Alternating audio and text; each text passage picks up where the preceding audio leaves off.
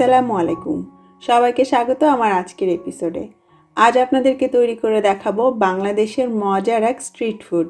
এটাকে বলা হয় বাংলাদেশি স্টাইলে পানিপুরি। পানিপুরি শব্দটা শুনে যারা ইন্ডিয়ান পানিপুরির সঙ্গে মেলাতে চাইছেন তারা নিশ্চয়ই একটু ভিমড়ি খেয়েছেন। আসলে আমাদের দেশে বিদেশি খাবারগুলো একটু ফিউশন করেই করা হয়ে থাকে। এটা আসলে আমাদের দেশি ফুচকা এবং পানিপুরির মাঝামাঝি একটা খাবার।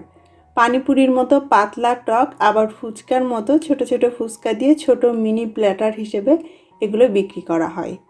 আর এই পানিপুরি বানাতে আমাদের লাগবে একদম ছোট সাইজের বা মিনি ফুচকা। এই যে কয়েকটা আমি আপনাদেরকে তুলে দেখাচ্ছি, দেখে নিশ্চয়ই বুঝতে পারছেন এগুলো আসলে সাইজে কতটা ছোট। আর ছোট থাকে বলেই ছোট্ট একটা প্লেটে অনেকগুলো ফুচকা দিয়ে পরিবেশন করা হয়ে থাকে। আর দেখুন কতটা মুচমুচে। এই ফুচকাগুলো কিন্তু আমি ঘরেই তৈরি করেছি। কিভাবে ফুচকা পারফেক্টলি তৈরি করতে হয় গত ঈদে আমি আপনাদের সঙ্গে তার একটা ডিটেলস ভিডিও শেয়ার করেছিলাম, যেখানে খামির মাখা থেকে শুরু করে কিভাবে ভাজলে ফুচকাগুলো পারফেক্টভাবে ফুলকো হবে এবং মুচমুচে থাকবে অনেক দিন পর্যন্ত, তার সব রকম টিপস আমি আপনাদের সঙ্গে শেয়ার করেছিলাম। তাই আজকের পর্বে ফুচকা বানানোর পদ্ধতিটা আর অ্যাড করছি না। ডেসক্রিপশন বক্সে এবং ঠিক এই মুহূর্তে আপনারা স্ক্রিনে লিঙ্কটা পেয়ে যাবেন। এবারে আমরা আজকের পানিপুরির জন্য যে স্পেশাল তেঁতুলের টক বা টক পানির দরকার হবে সেটা কিভাবে বানাতে হয় তাই দেখে নিব। তার জন্য আমাদের লাগবে পাকা তেঁতুল। আমি 1 খণ্ড পাকা তেঁতুল নিয়েছি এবং এটাকে নর্মাল পানি দিয়ে 10 মিনিটের জন্য একটু ভিজিয়ে রাখছি। পানিতে ভিজিয়ে রাখলে তেঁতুলটা বেশ নরম হয়ে যাবে, তখন এটাকে চটকাতে সুবিধা হবে। পানির সঙ্গে খুব ভালো করে হাত দিয়ে চটকে নিলে তেঁতুলের গায়ের মাড়টা পানির সঙ্গে মিলে যাবে। তখন তেঁতুলের বিচি এবং আঁশওয়ালা অংশগুলো হাত দিয়ে তুলে নিতে হবে। তাহলেই আমরা তেঁতুলের মাড় বা কাতটা পেয়ে যাব। আর এটা দিয়েই আমরা টক পানিটা বানাবো। সেই সঙ্গে টক পানি বানানোর জন্য আমাদের আরও কিছু উপকরণ লাগবে। যেমন এখানে আমি ছোট্ট এক টুকরো আদা নিয়েছি, আদাটাকে আমি ভালো করে ছিলে ধুয়ে নিয়েছি। সাথে নিয়েছি 3টা কাঁচামরিচ, চাইলে বোম্বাই মরিচও দেওয়া যাবে, এবং একটু পুদিনা পাতা আর একটু ধনে পাতাও নিয়েছি। এই সমস্ত কিছু এখন আমি আধা কাপ পানির সঙ্গে ব্লেন্ডারে খুব ভালো করে ব্লেন্ড করে নিব। সব কিছু রেডি, এবারে টক পানিটা মেলানোর পালা। তার জন্য একটা ছোট পাত্রে আমি 1 কাপ পানি নিয়ে নিলাম এবং এর মধ্যে প্রথমেই দিয়ে দিব সেই যে আধা কাপ পানির সঙ্গে আমি ধনেপাতা, পুদিনা পাতা, আদা আর কাঁচামরিচ ব্লেন্ড করে রেখেছিলাম সেই পানিটা। অবশ্যই ছেঁকে দিতে হবে যাতে আঁশগুলো এর মধ্যে না পড়ে। সেই সঙ্গে দিয়ে দিচ্ছি আমরা যে তেঁতুলের মাড়টা বের করে রেখেছিলাম তার থেকে 1/3 কাপের মতো তেঁতুলের মাড়। এরপর আমি একে একে এর মধ্যে মশলা দিব। প্রথমেই দিয়ে দিচ্ছি 1.5 চা চামচ পরিমাণ লবণ। মিষ্টি করার জন্য দিয়ে দিব 2 টেবিল চামচ চিনি, কেউ চাইলে গুড়ও অ্যাড করতে পারেন। আধা চা চামচ দিয়ে দিচ্ছি বিট লবণ। 1 চা চামচ দিচ্ছি চটপটির মশলা, রেসিপি লিঙ্কটা আপনারা ডেসক্রিপশন বক্সে পেয়ে যাবেন। 1/4 চা চামচ দিয়ে দিচ্ছি ভাজা জিরার গুঁড়ো। সেই সঙ্গে আধা চা চামচ দিয়ে দিব তেলে গুঁড়ো করে নেওয়া শুকনো মরিচ। তারপর অর্ধেকটা লেবুর রস আমি নিয়েছি, সাথে লেবুর খোসাও একটু গ্রেট করে দিয়ে দিয়েছি। এখানে প্রায় 1 টেবিল চামচের মতো লেবুর রস আছে। এখন এই সমস্ত কিছু একসঙ্গে ভালো করে নেড়ে মিশিয়ে নিলেই তৈরি হয়ে যাবে আমাদের আজকের স্পেশাল টক পানি।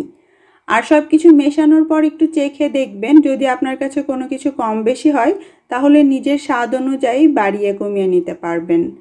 আর দেখতেই পাচ্ছেন এটা কিন্তু আমাদের দেশীয় ফুচকার তেঁতুলের টকের মতো ঘন নয়, বরং পানিপুরির মতোই পাতলা পানি। এছাড়া সার্ভিংয়ের জন্য আমাদের কিছু সালাদ লাগবে, যার মধ্যে আছে শসা, টমেটো, পেঁয়াজ এবং কাঁচামরিচ। এই সমস্ত কিছুই পাতলা কুচি করে কেটে নিতে হবে। এবারে আমরা বাংলাদেশি পানিপুরির জন্য ভেতরের পুর বানাবো। আর তাই এখানে আমি 7টা ছোট সাইজের আলু সেদ্ধ নিয়েছি।